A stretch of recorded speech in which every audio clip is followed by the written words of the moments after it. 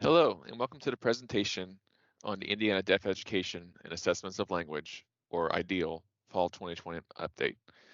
My name is Patrick Rhodes. I'm a complaint investigator with the Indiana Department of Education's Office of Special Education.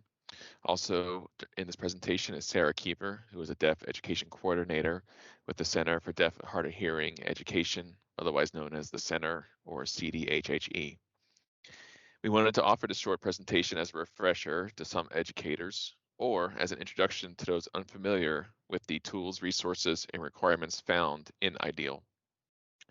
Some of this material was recently provided at IDOE's new director training, but we'll go into a little bit more depth detailing IDEAL and your role in helping to monitor and improve the progress of your DHH students.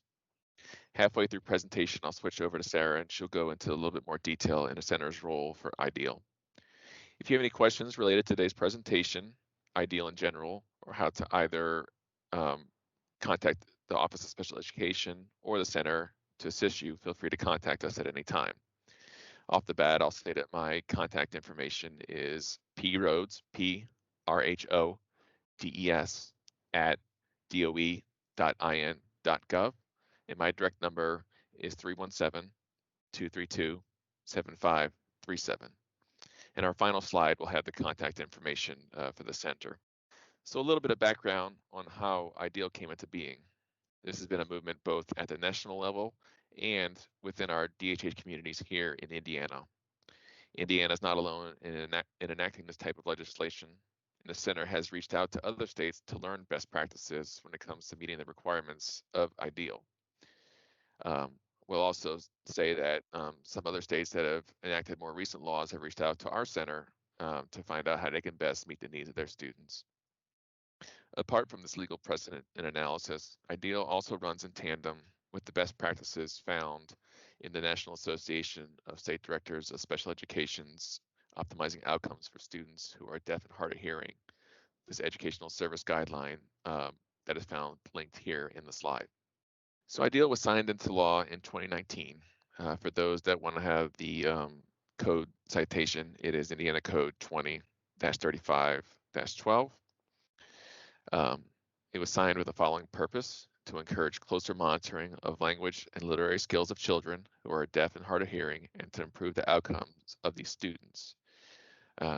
As you may have experienced with your DHH students, there's always concerns as far as their learning gaps being widened or that their needs as far as language are falling through the cracks. And so this law it was enacted to better meet those needs and to eliminate those gaps or any students falling through cracks.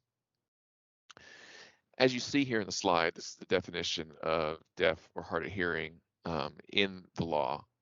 For those familiar with Article 7, it is pretty much identical to the definition that is found in 511 IAC 741.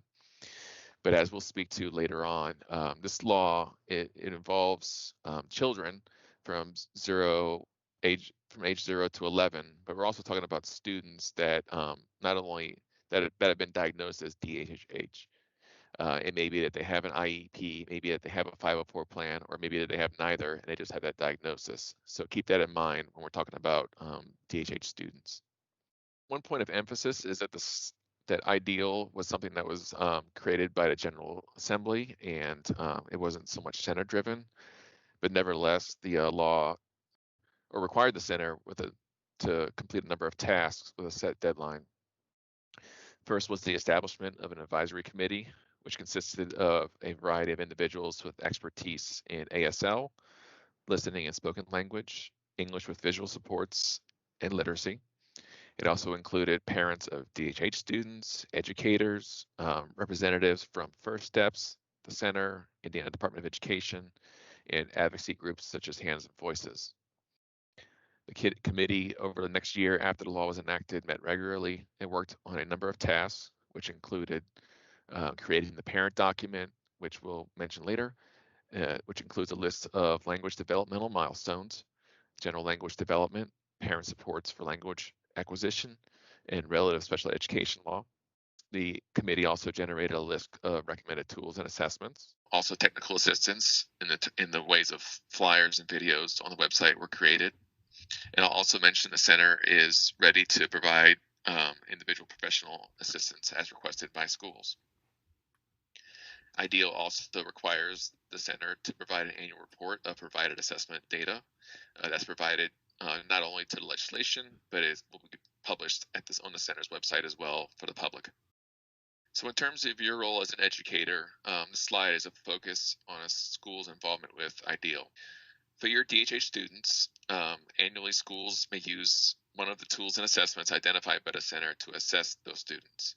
For this annual assessment, parents may opt out of it, but they need to do so in writing and provide that opt out to your respective school corporation. Should the school conduct an assessment of the student, IDEAL requires that the school shall report to the center the results of those assessments. The center has created a user-friendly portal for reporting that information. I will emphasize that the information provided to the center is subject to applicable federal laws, which include FERPA. To better serve the needs of your DHH students, we recommend obtaining a consent from the parent to disclose your student's PII, or personally identifiable information, to the center. That way we have as much information as we can possibly obtain on the student, and then we can use that to better serve the needs of that student and provide you the necessary tools or resources that are provided by the center. If it isn't possible to obtain the consent from the parent, the reporting portal does allow for the data to be submitted to the center without disclosing a student's PII. All scores are required to be reported for the children who are deaf and hard of hearing. And as I mentioned earlier, we're talking about students that may have an IEP, receiving accommodations and supports through a 504 plan, or are receiving those services or accommodations.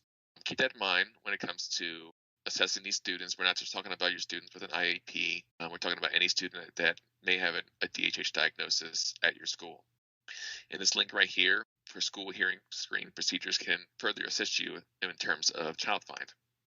I will now turn it over to Sarah Kiefer, who will go into more of what the center can provide and the different resources that are found in IDEAL. Thank you, Patrick. So, just wanting to kind of cover some of those things that are now available as a result of this legislation. So, there is a parent resource that is available. You can share it with your families, you can share it with colleagues, and that is available on our website. All of the information on IDEAL is located on the Center for Deaf and Hard of Hearing Education's website, but we also have specific QR codes here that you can take a quick snap of and go directly to those documents that are available on our website.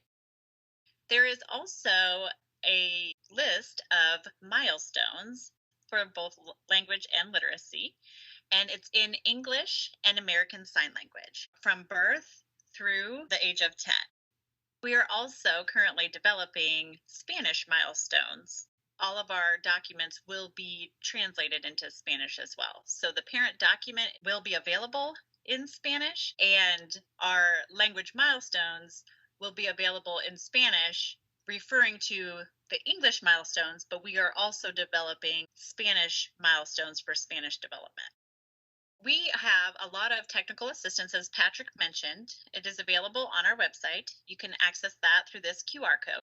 And we are here to help your school administer assessments, make sure that students have access, and also understand best practices for assessing children who are deaf and hard of hearing. Not only that, but we also have information on our website regarding how to enter information into the portal, as well as global information about IDEAL and why these assessments are important to make sure that students who are deaf and hard of hearing are making progress and a language gap is not forming or growing larger. So there are both flyers and videos that are available now, and we will continually add to these as appropriate and as other topics arise. You can find a list of the approved tools and assessments by going to that QR code. We will continually update that list of tools and assessments as well. What that means is any time any of those tools or assessments are administered, those scores are required to be reported. As Patrick mentioned, PII, to see students' trajectory and to be able to monitor progress over time. That is the spirit of this legislation, to be able to make sure that a student is making progress from one year to another. And so it is really helpful to obtain student specific information is submitted to the portal. That one child can be tracked over time. If we don't have the student specific information, those scores are still required to be reported. However, we don't have the way to track to make sure that that child is making progress over time. Here is the QR code for the reporting portal. You can go there and navigate through all of the different assessments and fill in that information for each child, and it will print out a report for you. You can upload that to any database that you have. If you have any questions about anything from the portal, feel free to reach out. There is a link there to offer suggestions if there's something unclear, but we are also happy to provide professional development to your team as it's helpful in understanding how to navigate the portal, how to assess children, how to appropriately enter in that information. A lot of different schools of thought as far as who enters in that information, and schools would benefit from developing internal procedures for how that data is going to be captured and entered in accordance with the law. There are different schools that do it differently, and if you need any resources on what is currently happening out in the field, feel free to reach out, and we can even connect you with some of those other schools as far as how they are obtaining parental consent and perhaps some of those internal procedures on who is entering that data. And we are happy to have conversations with you, do professional development with you and your team to make sure that this process is smooth and that everybody is understanding what the law entails. You can find us here. This is all of the information for the center.